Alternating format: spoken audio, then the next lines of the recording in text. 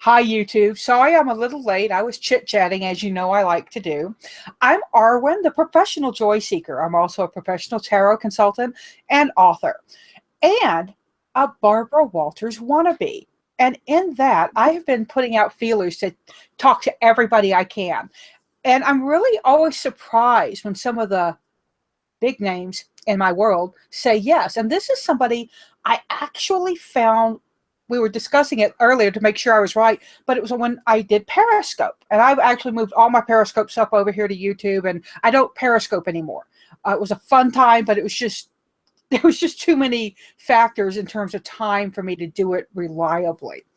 So I want to introduce a tarot mastermind. She teaches. She teaches not just people how to read tarot, but tarot consultants how to have a good business, how to have a spiritual connection with their business. She does a summer school. She has at least one deck out and one on the way.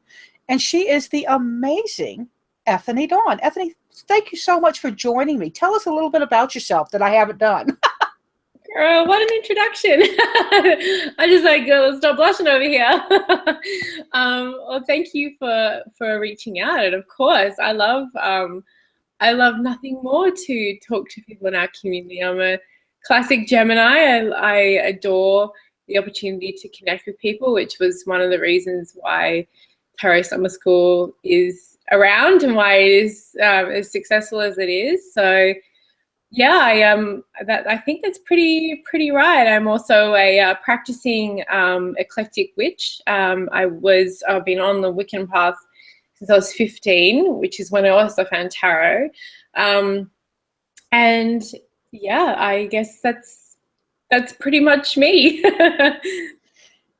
Awesome. Well, this is what I call 13 things I want to know about you. And I've got about 20 questions because I don't count so well.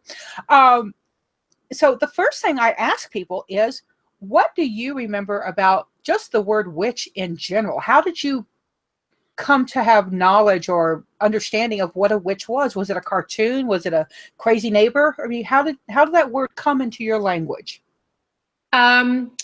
Wizard of Oz. To give you the the Wizard of Oz was my gateway drug. I'm sure it was for many people. I think that was the one that really stuck with me because of Galinda, because there was this idea of polarity. There was this idea of it's not just bad, there's good too. And I really identified it. I wanted the dress, I wanted the bubble, I wanted the crown, I wanted the whole thing. And I actually called myself, and I speak about this on an old video. I was 12. I remember being obsessed with that movie, and since Glinda, I called myself Ethony the Good Witch, and I gave myself my name at 12, and we would go to my friend's house who had a tree house, and I would get them to go collect things like dandelions and sticks and twigs, and I would do spells, and we go chasing fairies in the local park. And so that was it. Like that, I've never not had that kind of fae connection with nature, or that a good imagination, I guess you could call it too. But yeah, definitely it was the Wizard of Oz that opened my horizons on that question. That is awesome. I'm actually opening up the chat so I can watch the chat. And as y'all know, chat asks questions, but I don't always follow the chat closely, so I may miss what you're saying. But welcome. Thank you for joining us. We've got quite a few people in already. Oh. Now, and I am a mad Wizard of Oz person. I actually had the series in hardback when I was a little girl. And my mother, may she rest in peace, I'm still pissed off at her for giving away my books. Because she thought I'd gotten old enough and didn't need them anymore. And she gave them all away. I had them all. I mean, I had TikTok and Oz. I had the whole thing. Now, you have done... Now too. You have done an amazing Oracle deck. I ordered this, and I'm going to tell you I ordered it because of your name. Because I said, I know Ethony. I like her. I want to support her. You know, I always get decks that sometimes I don't really like, I don't really use. This deck blew me away. Y'all, it's the Awakened Soul Oracle. And my camera is not there. going to focus a little bit. It's a big deck. You can see I've got pretty big hands for a woman. It's got a great box. This thing, pardon my French, fucking rocks. How on earth did you where did this deck come from within you? What kicked you off to be crazy enough to make a deck? I know, and like then you, it's like it spirals out of control from there, and then you're like, why am I doing more?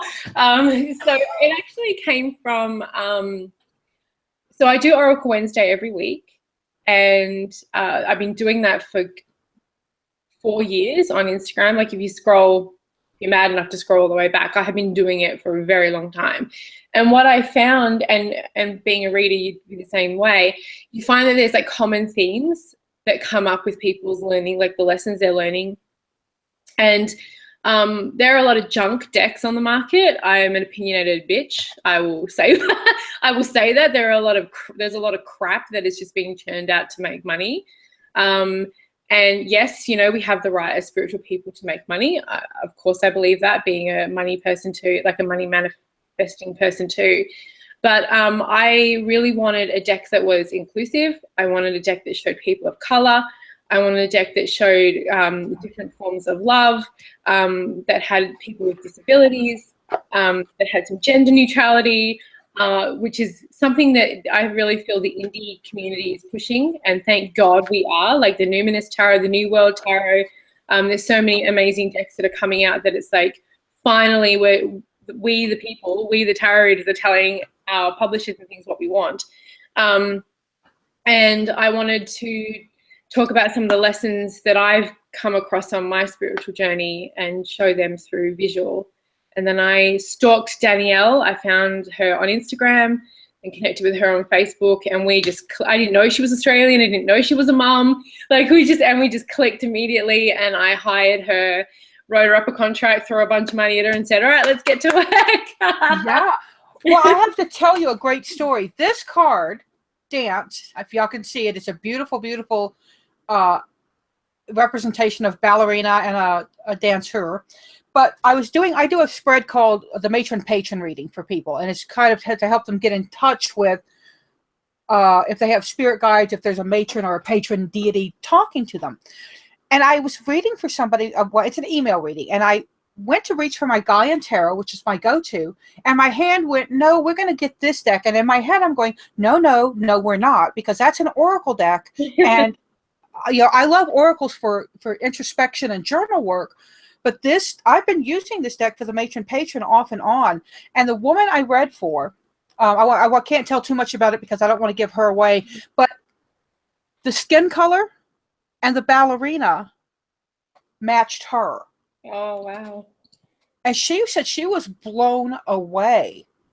And every other card, of course, was a connection for her on some level. But that's the card she said gave her goosebumps and really said, you're connecting with something about me that you have no ability to know. And that, to me, is what an oracle deck does. It kind of opens up. And if you get out of your own way, which I am very bad about, I'm very, very bad about stepping in front of that card and going, no, why are we showing ballerinas to somebody when they're talking about deity? Deities aren't ballerinas. You know, but I've learned, you just shut up and let spirit talk. But I've had emails, just to kind of continue on that one. Sorry for butting in. I've had emails from people saying, this is the first time I've seen a deck that has someone who looks like me in it. And let's just like think on that for a hot second. Like it came out last year. That's a long time to be pushing, you know, having decks around and for people. And of course, like I'm sure there are decks that do, but maybe they just haven't seen it. I'm not that egotistical to think that like it's just mine. But that's powerful to reach someone, for them to say, I finally see myself represented in a spiritual community.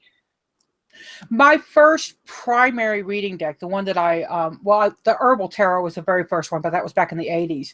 But it was the World Spirit Tarot. And I connected with it because it had a wide variety of skin tone. It really, and body size. You know, the world in that card is not some skinny little miss. She is a big blue woman, and she is powerful.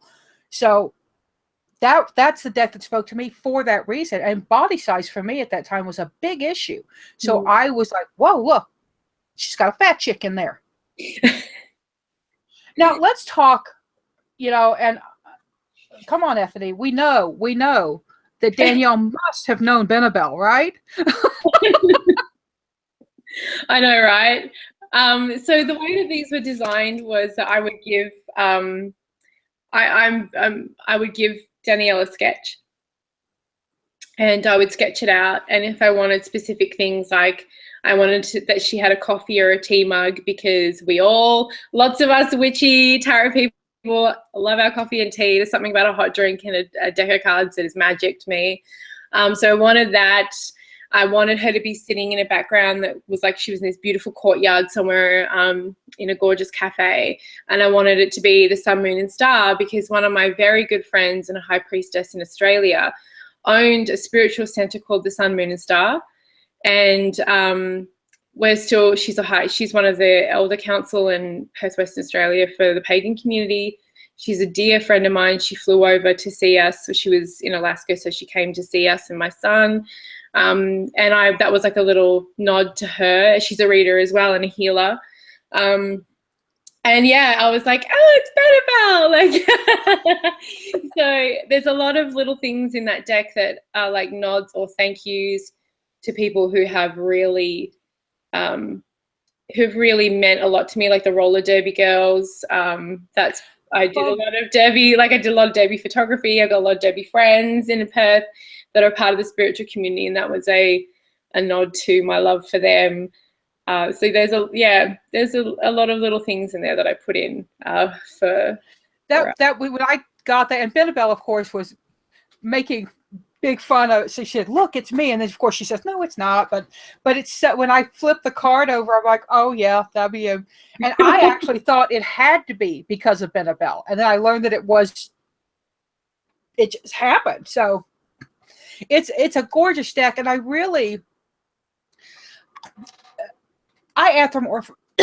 anthropomorphize a lot. You know, the tree talks to me.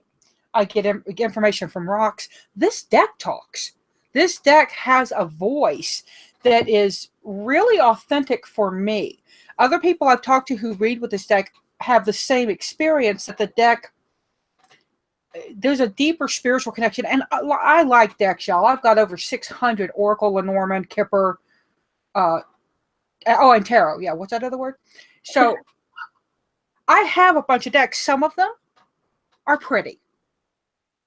Some of them speak to me. A strange one that speaks to me, and I didn't think it would, but it's Whispers of Lord Ganesha.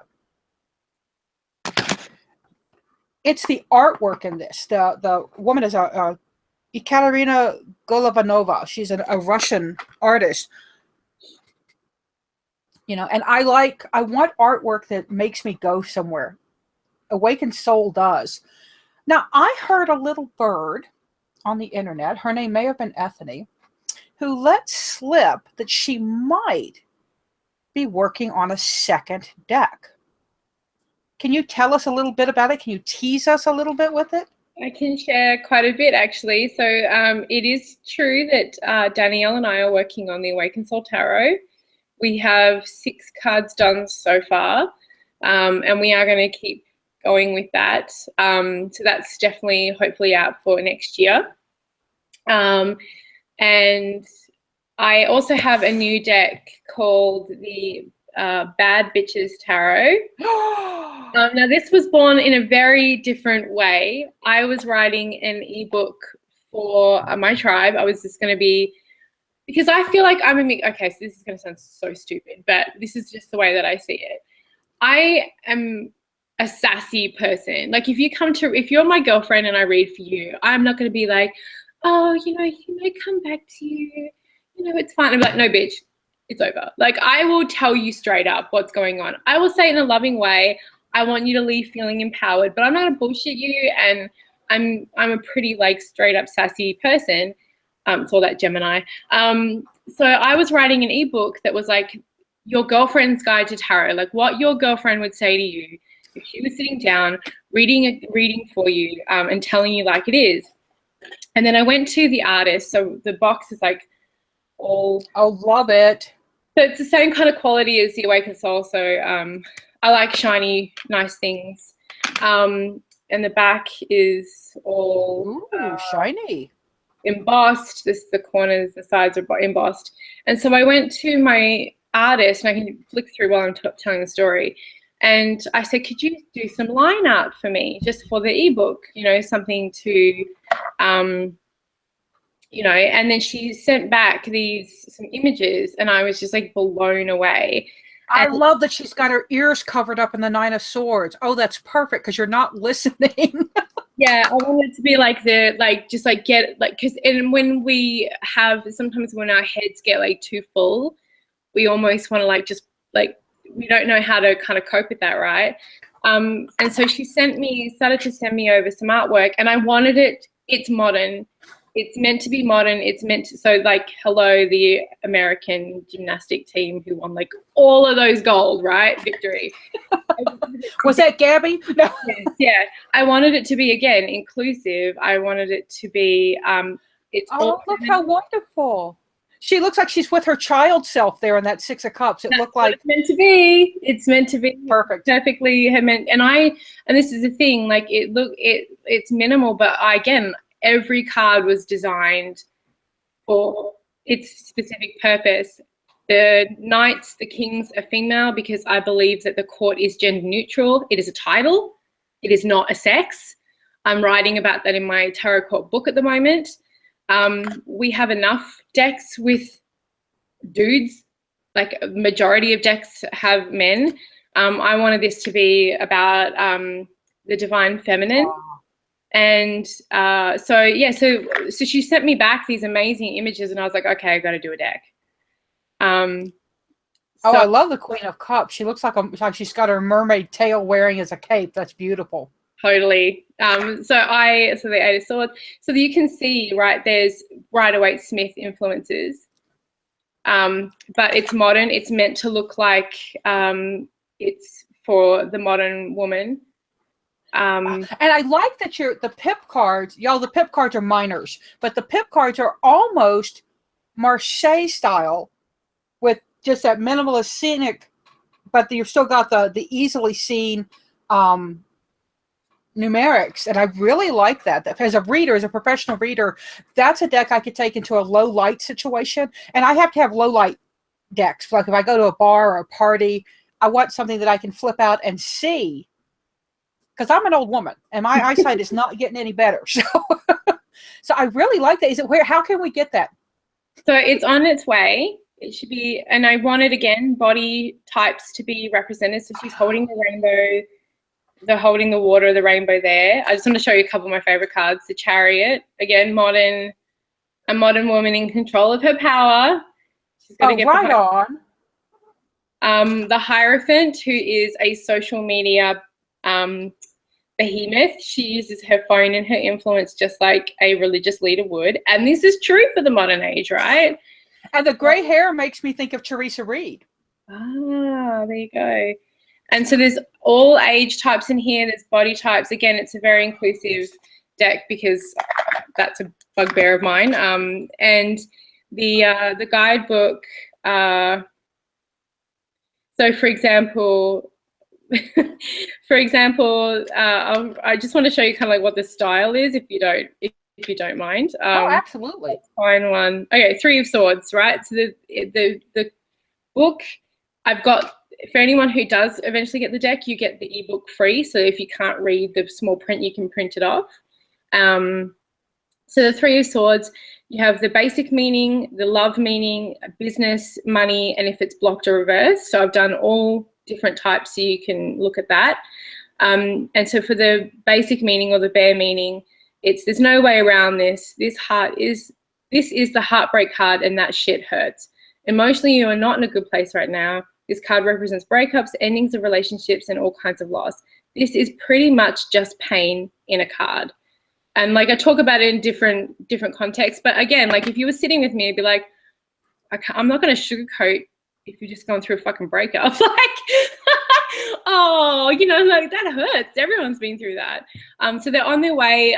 The page will be up for pre-orders over at ethony.com soon. So just jump on, follow me on a social media or jump on my newsletter, and you will get the notification the second that they are available. But it is a bit of but it's so a part of me. Like the Awakened Soul is me, as like this total Earth Mother kind of thing, and then it's a bit more loving and gentle, whereas like this one is just like, right, if you want me to like read you properly, I'll tell you. Well, and okay, everybody, open up a new window in your browser, go to ethonydawn.com. Her email, her newsletter link pops up, which I appreciate. Put your name in so that you do not miss out when the pre-order goes up on this. I plan to be number 1, so you bitches get behind me. Now, Ethony.com. What? It's just Ethony.com. Oh, sorry, Ethony.com. I've actually got the right link. I've got the right link in the thing because I go and copy it because I will always translate somebody into something else. But what better example of a Gemini, right? What 2 decks do you have up? I have Awakened Soul and Bad Bitches.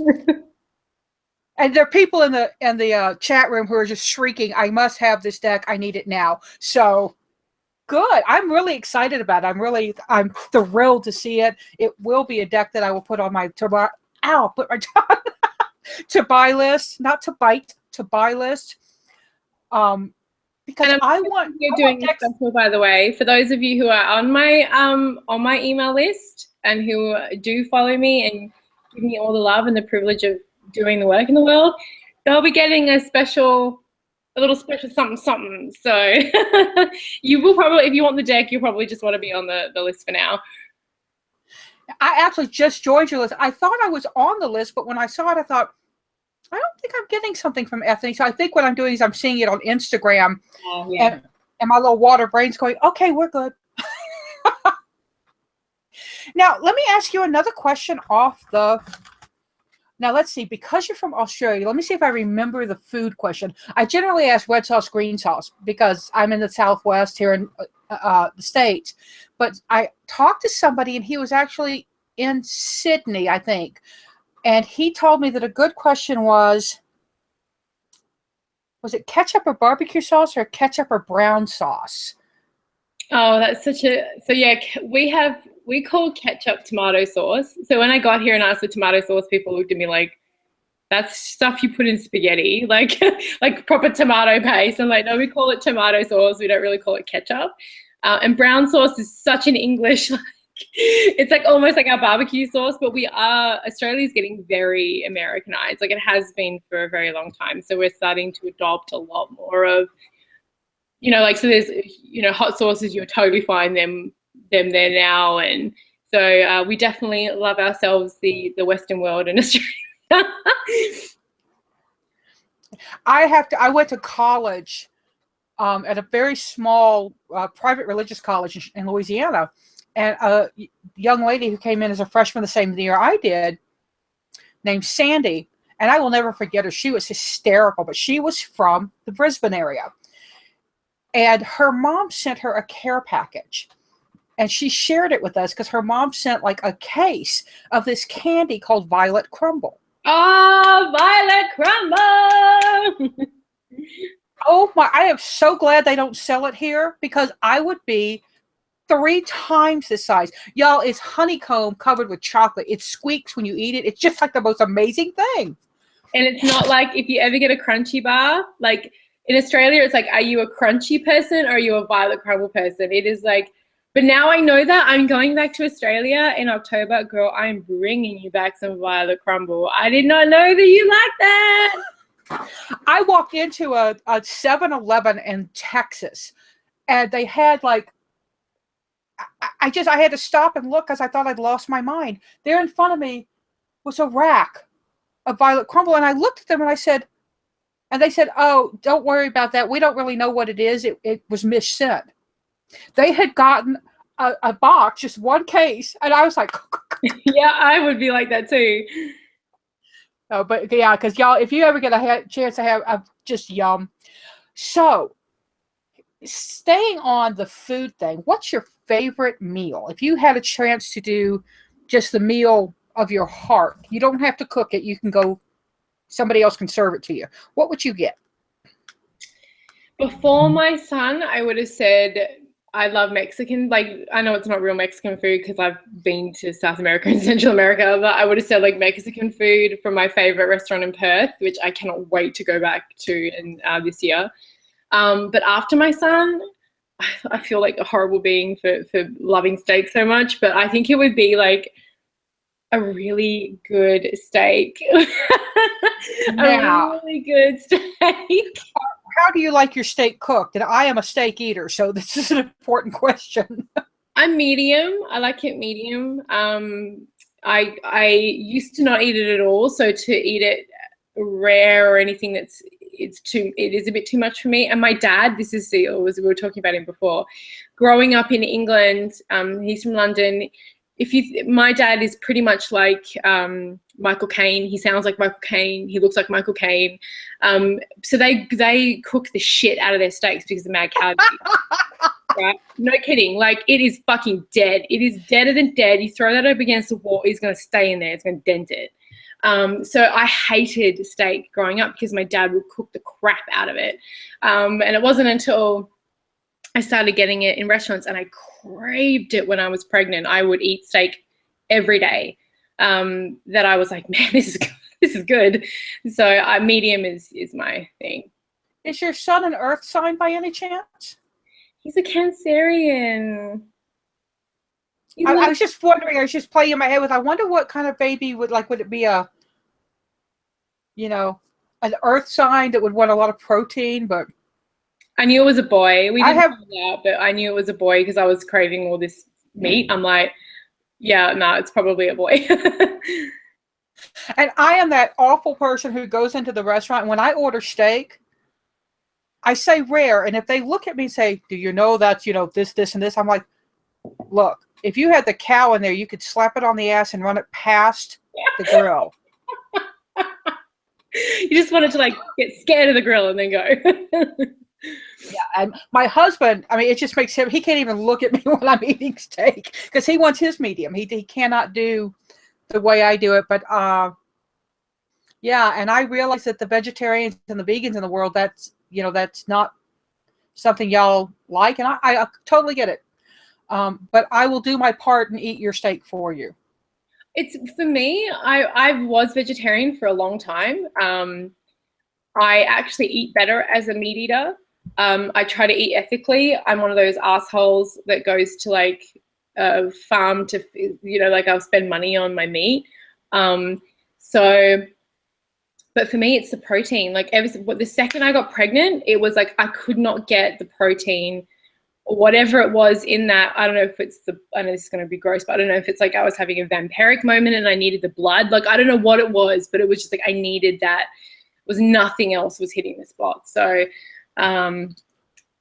yeah, I don't smoke, I don't drink, I don't do drugs. I have very little vices in life. So if every now and then I have a nice steak, I don't feel too bad. Well, and I actually was vegetarian. This was in the 80s, and I was not, people are like, well, you didn't do it right. No, I actually was very conscious of the amount of protein I got. I made things like cashew balls for my spaghetti and really did it very consciously. I was sick. I was not healthy as a vegetarian, so I actually had to put meat back into my life. And my stepfather at the time just, he was a hunter, and he was not a hunter who trophy hunted. I cannot tell y'all how much I loathe trophy hunting. Yeah, I'm the same. But if they shot something, it ended up in the cooking pot. So right, and that's the way we used to live. That is the way that we have disconnected. I think the problem is now is we are disconnected from the process of how we get what we get from Gaia. That is our issue. I am a witch, y'all. I bare ass naked under the full moon witch. I get it. I totally get it. And the problem is that we are disconnected. We are disconnected from life. We are disconnected from how we treat our crops. We are disconnected from the gross practices they do in agriculture. That's the problem. If you're going to go out and respect that life and hunt it and eat it, that is the freaking circle of life, man. Like, that is the way that we should be living.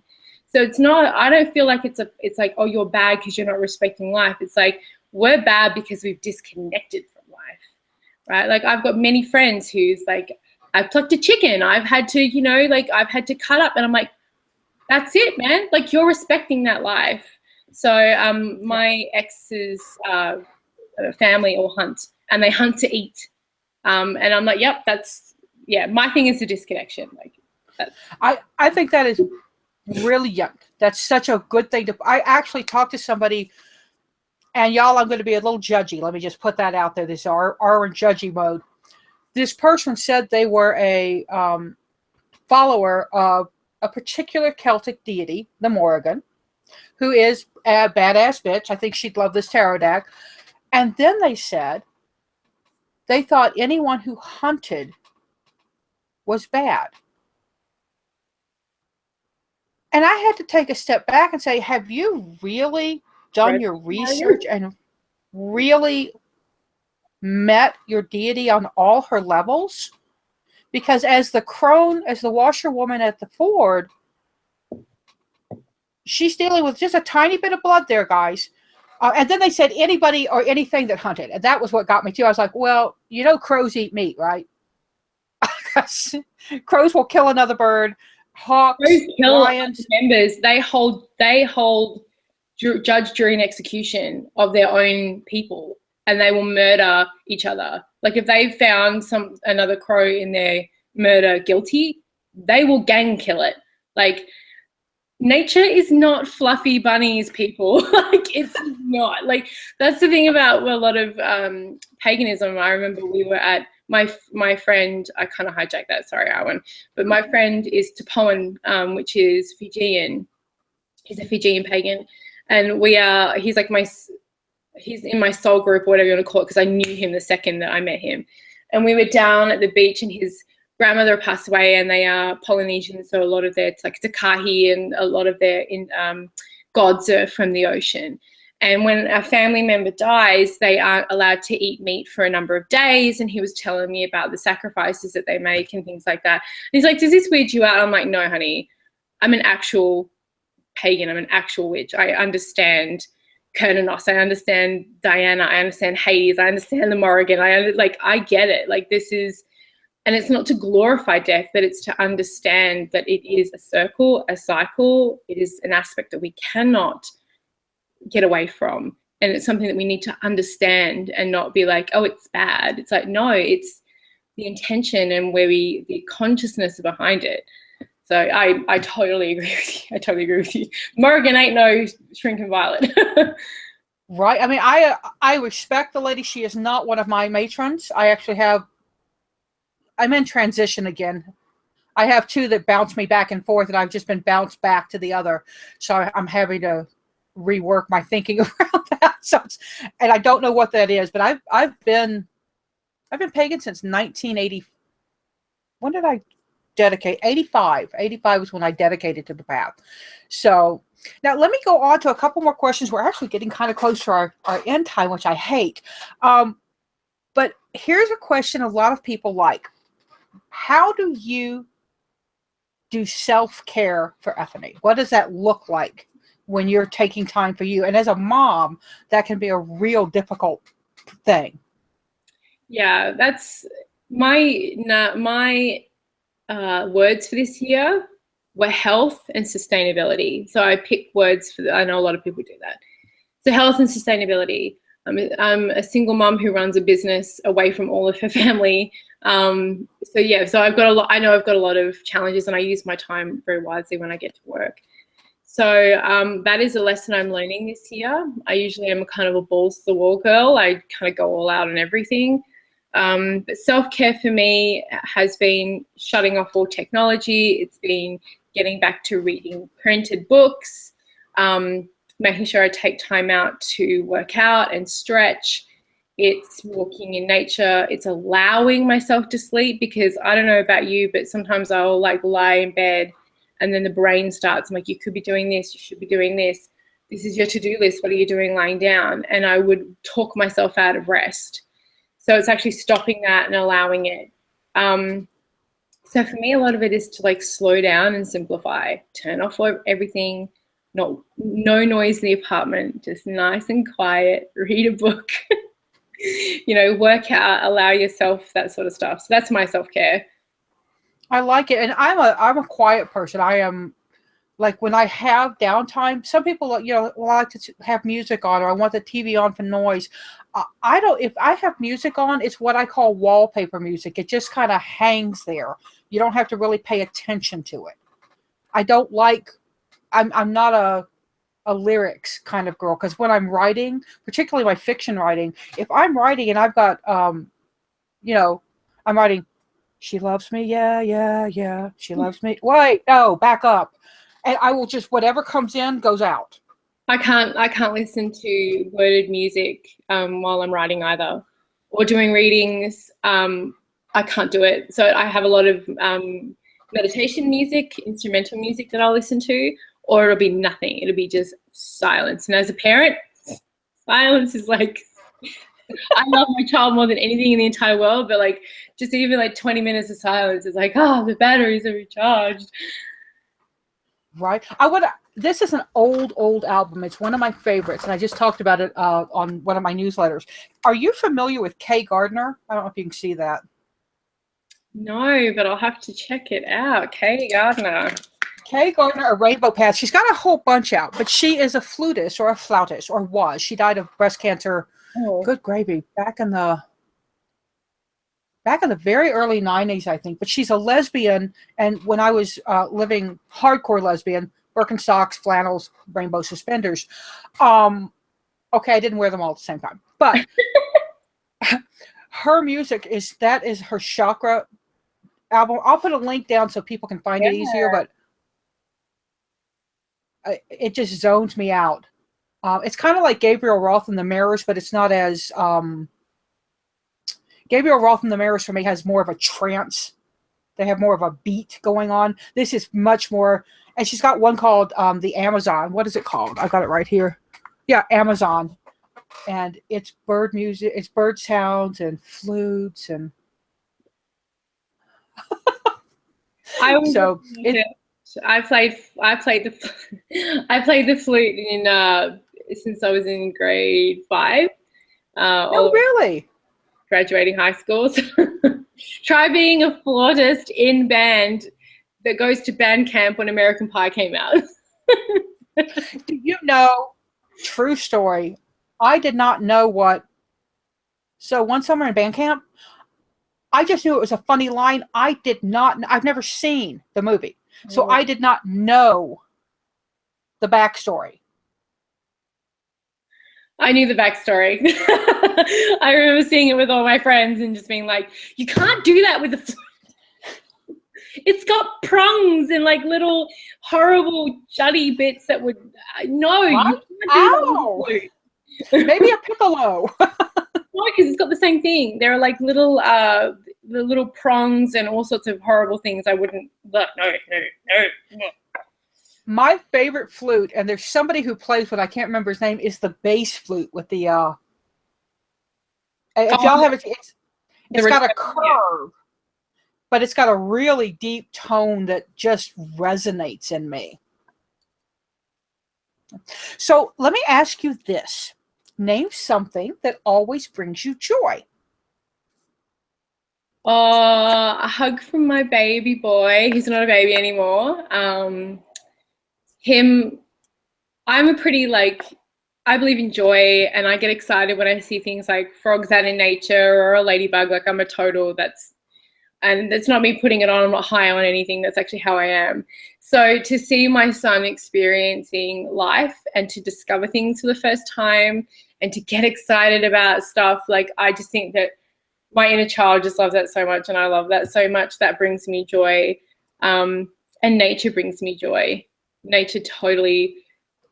If I get to go out in the forest here in BC and walk around and hear the natural water and just get recharged, and there are little things I've done a lot of hiking. I've hiked in the Andes. I've hiked in the Rockies. I've done a lot of hiking, and I used to allow people to go forward. And when we were in, I'll tell this story real quick because I know we're running out of time. We were on Monkey Island in the Amazon rainforest. I stayed in an eco resort, and everyone was wanting to get to the monkeys, and they could go like, and this tiny little, I can't remember, I've got an amazing photo. I'll have to share it with a story on Facebook.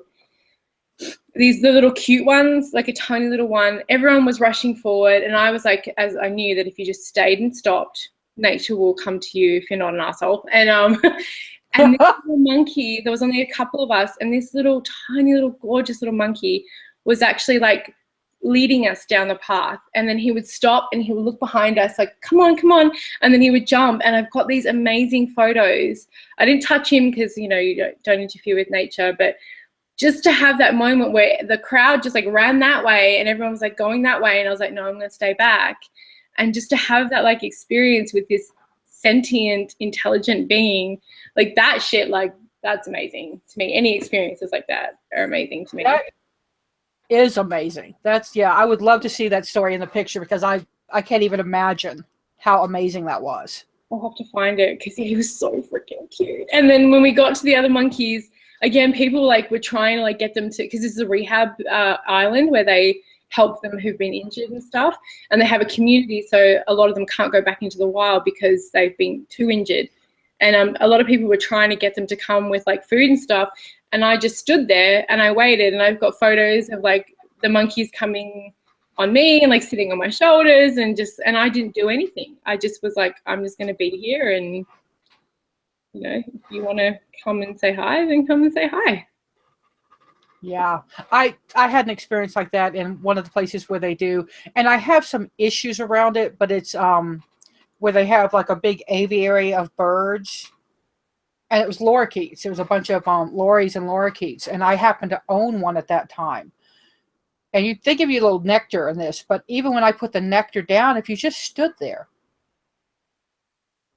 they would come to you because, you know, they're kind of like cats, right? The more you chase a cat, the less you pet it. Which is one of the reasons I pick up one of my cats and squeeze him and cuddle him right before I come on camera. Because otherwise, he chooses that moment to come get in my face.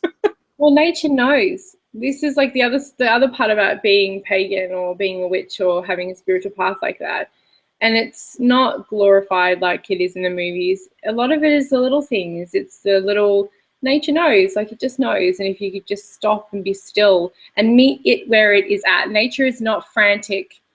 Nature is not in a space where it's trying to change rapidly. We are. Whereas if we slow down and just be with nature in its vibration, in the moment, that's when the stuff happens where you see the things that most people miss. I think a book that transformed me was The Fifth Sacred Thing by Starhawk. That's in my bookshelf. Yeah, and there's a lot of lessons about, you know, just stop and don't worry. You know, I talk to my plants. I've got tomatoes and peppers and one rosemary plant, but I go out there when I water them, I'm talking to them, I'm chatting with them, I'm asking them how they're doing. You know, how's your day going? I know my neighbors are like, crazy lady alert. Now, let me ask you, at our two last questions, our penultimate question is, do you have a ghost story you can share with us? Oh my God. Where do you want to start? Oh, man. Okay. I tell people, you know, pick one that really works for you. Okay, so one that's quite funny was I was living in this, I've got a lot of ghost stories. I've been seeing, backstory here, I've been seeing spirit and feeling spirit since I can remember. And I have a lot of theories around paranormal stuff, so I'm not going to get into that. But one, I was I was living in this house on Disney Street. Yes, I lived in a house on Disney Street, and I thought it was pretty great. It's like an older house, and we had a ghost we called Jack Sparrow, and this ghost would walk like at night. You could hear it, and I always have to go to the bathroom in the middle of the night. So like I would always be like, okay, you know, you're there.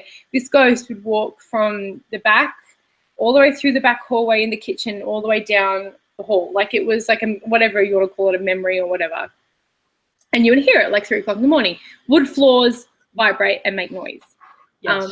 And you know, I was kind of used to it. I just was like, okay, whatever. And we found out a lot more about this ghost later, but we were just leaving it. And my housemate knew about it, but she was just kind of like, she didn't really want to like acknowledge it because like a lot of people are really scared of it. And so I was out.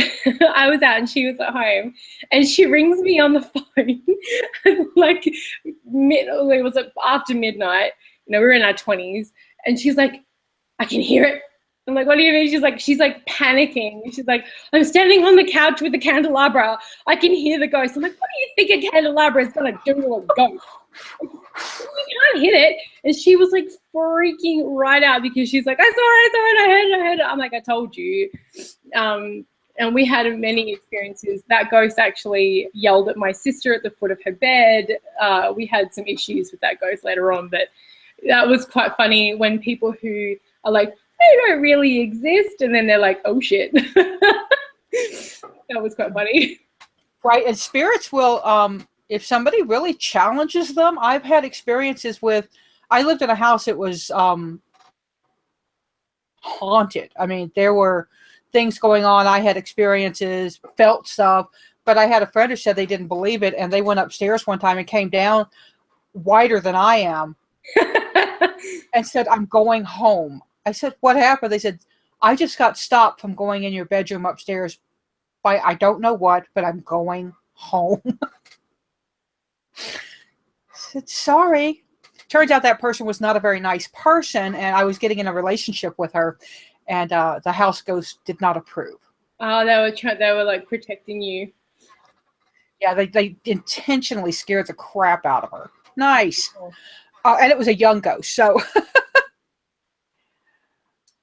things that we don't. Now, the last question is a biggie.